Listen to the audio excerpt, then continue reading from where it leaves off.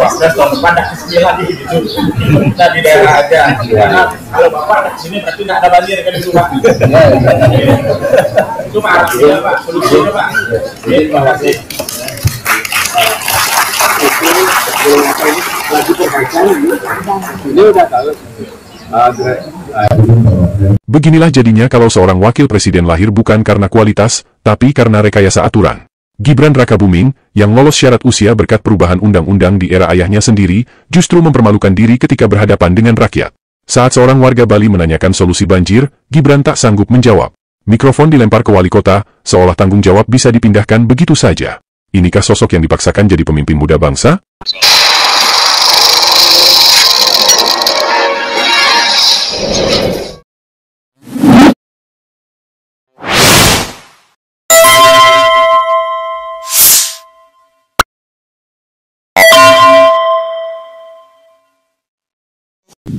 Warga terdampak banjir di Banjar Tohpati, Bali tampak begitu antusias menyambut kedatangan Wakil Presiden Gibran Rakabuming. Setumpuk pertanyaan berkecamuk di dada warga.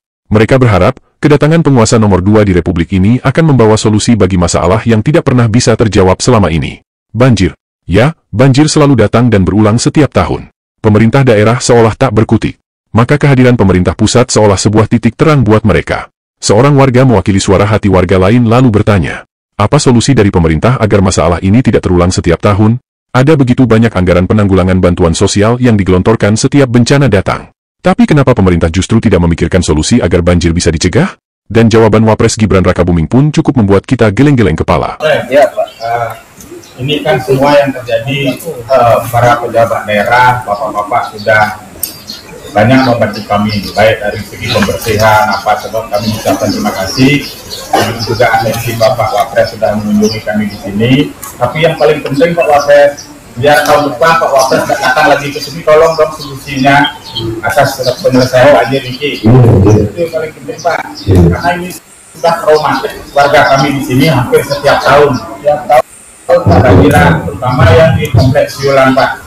Nah sekarang mohonlah nanti Bapak bisa mengkoordinasikan dengan para ahli pengairan itulah.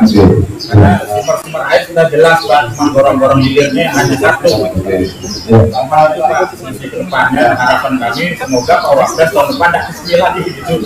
Kita di daerah aja. Karena kalau Bapak ada kesini berarti tidak ada banjir kan itu Pak. Itu Pak artinya Pak, solusinya Pak. Terima kasih. Lagi perbaikan ini udah tahu.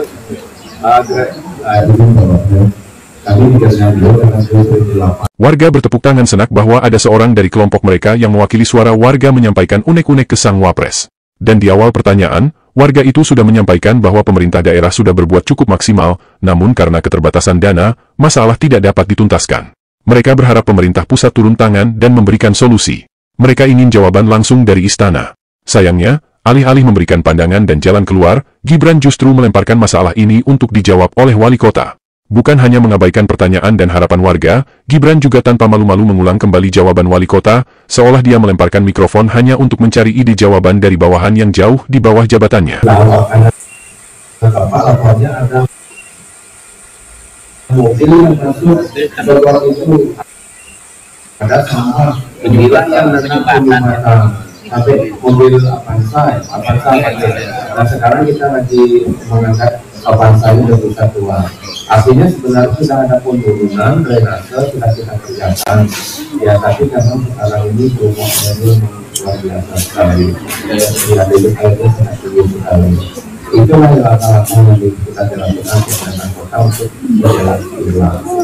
Mudah-mudahan dia Tohpati itu yang kita sampaikan tadi memang itu jembatan itu menurut ada sungai, ada terjangan air itu akan menjadi genangan dengan bumi.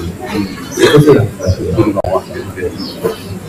ya, saya pikir Pak ini kan karena pembangunan di Bali ini sangat masif dan cepat ya. Saya pikir saja tadi kita melakukan Pak Abdul, ya ini tadi juga disampaikan Pak Wali juga, drainase, sanitasi, lalu ya tempat-tempat untuk apa.